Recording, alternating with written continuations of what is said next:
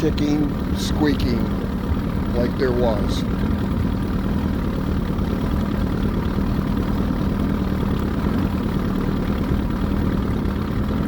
Cleaned out all the bolt holes, made sure the heads were good and the block